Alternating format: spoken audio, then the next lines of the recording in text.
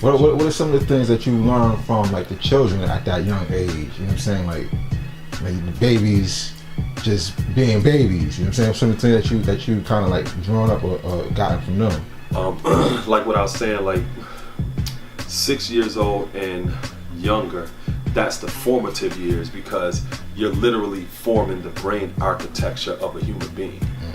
And all children have different experiences in that short period of time that they've been on the planet. So one of the things that I learned is, even what I was just saying, you have to meet people where they are. So for example, I got one student in my class, and this dude is mad sophisticated. Like he's been exposed to a lot of stuff already. How old is he? He's only culture years old. Culture years old. You know, but it may be another student in my classroom that's power years old, but they are completely oblivious to the stuff that he's been exposed to and what he know about. So for example, in my class, I have a section where I have like uniforms and costumes where they can basically play with each other. And one person may put on a doctor's uniform, somebody else may put on like a mail carrier's uniform, police officer, things like that, right? The boy that I'm talking about, he put on the policeman uniform and he walking over to one of the other students like, yeah, I'm about to arrest you, you about to go to jail, and you ain't got money for bail neither. How he know something like that? You know what I'm saying? You had a video about that, right? Yeah. You put a short video about that, right? Yeah. I know that. So in reality, these are just adults in little bodies. That's what they are. And they're learning to use this form, so it's not really us being physically born at a certain time. So when we say we have no set birth record, we older than the sun, moon, and stars, we're really consciousness incarnated in this form. So seeing children at this age, you can literally see them starting to use this form. So some of the things that they're starting to develop are their gross motor skills. Balance, you know, how to use their physical body. Also fine motor skills, just picking stuff up. Some children are, for the first time, are learning how to use their hand. You know, so I teach them stuff like that. You know, how to use these, because this is the first time they're using this form. Some are a little bit more developed in how to use it. Others are not as developed, and you have to work with them maybe individually to get to that degree where they're supposed to be at developmentally. Or if you have a student like the one I'm talking about who's more sophisticated, you use him and say, yo, add on with them right there. I want you to be the leader and show them this. You know what I'm saying? So even though, and this dude got a reckless mouth too. You know what I'm saying? He be saying stuff that's inappropriate sometimes, and look dead at me like I'm looking at him like, dude, we both not adults. You know what I'm saying? We both not adults. You know what I'm saying? So it's not like he's saying certain stuff around the other students to try to plant an idea or stick a pin in their head. He don't be doing it that way. He'll say something, for example, I teach them mindfulness and how to regulate their behavior, and I use the Incredible Hulk. Right? Because I teach them, if you want to be able to control your emotions and your anger, you have to be able to control your heart rate. So we exercise every morning, right? And then we'll finish exercising, we sit.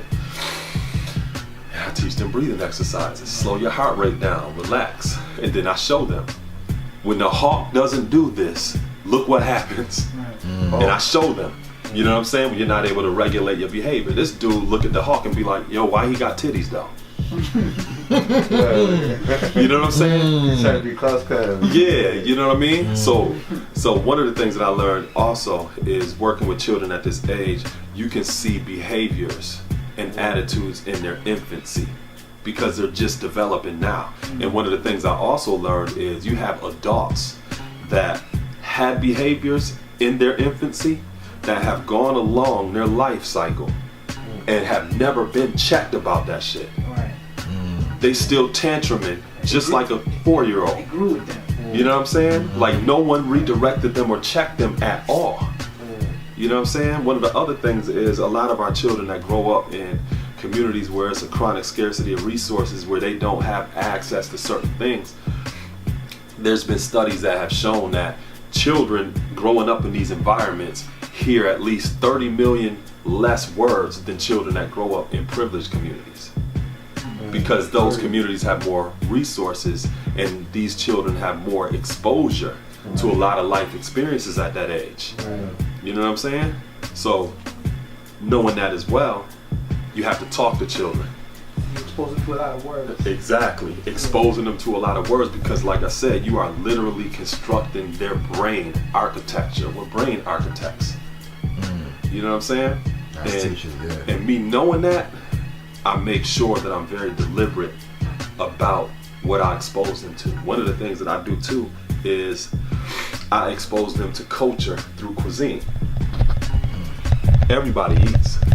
You know, we look at our Jews, food, clothing, and shelter. Those Jews are something that's universal for all people, regardless of what they call themselves.